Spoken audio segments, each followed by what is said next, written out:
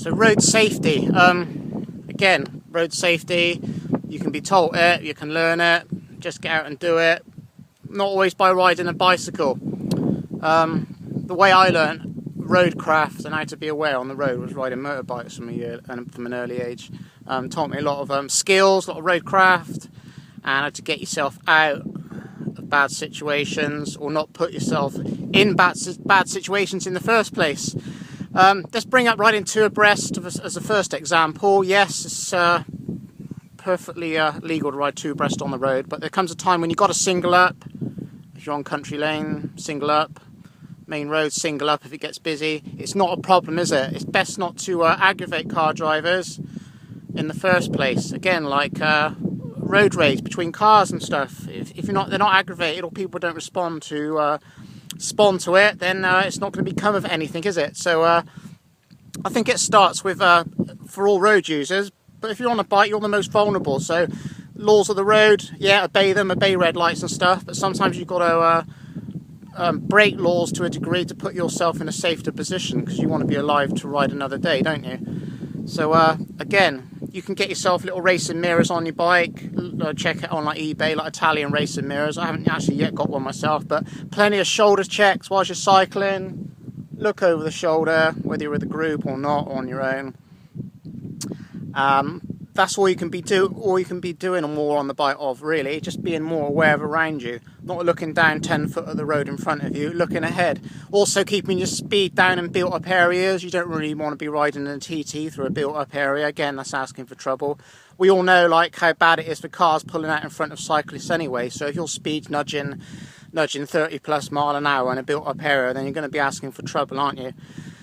Again, as I say, my bike skills are pretty good. I'm not saying that I'll never be knocked off. It could happen again, because I say again, because I've been knocked off many times before. Again, I've mentioned that in other videos. But you've got to anticipate these drivers. You've got to be thinking for them and thinking to again, make your ride safer. If you think that car's going to pull out on you, then slow down. There's been times when I've gone round the back of cars. Like, you don't want to be going in front of a car that's going to pull out on you. That's when, you know, you've got to be thinking pretty quick to be able to do things like that.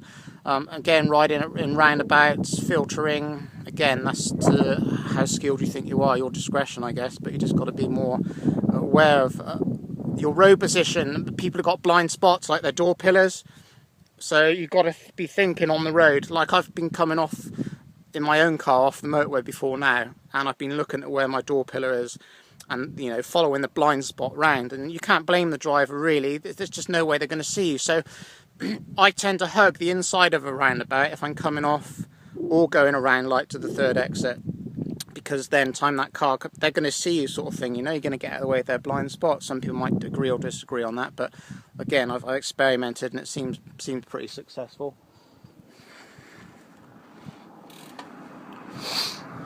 Loads of traffic out in the countryside, but you always get one car. Not too bad here though. Like, it's Friday, it's coming up sort of well, I should guess now it's coming up towards 5 PM because there's a bit of traffic out here, but on the main roads it'd be getting pretty busy. On a Friday I try and avoid it. Again, if you're commuting, there's not a lot you can do. You can perhaps go the back roads or point to point A to B, just smash it out on the main road, isn't it? So you're going to need to be getting yourself a rear light as well, like so. Like so, Hope District 3. I got another light on another bike, but a lot of mates have got these lights in strobe mode. I mean, in daylight, that's plenty bright enough to get yourself seen. I see so many people not running lights. And there's my little Phoenix, again, I showed you the other day, in SOS, which is pretty damn handy. So, no excuse. So yeah, no excuse really, just got to look out for number one.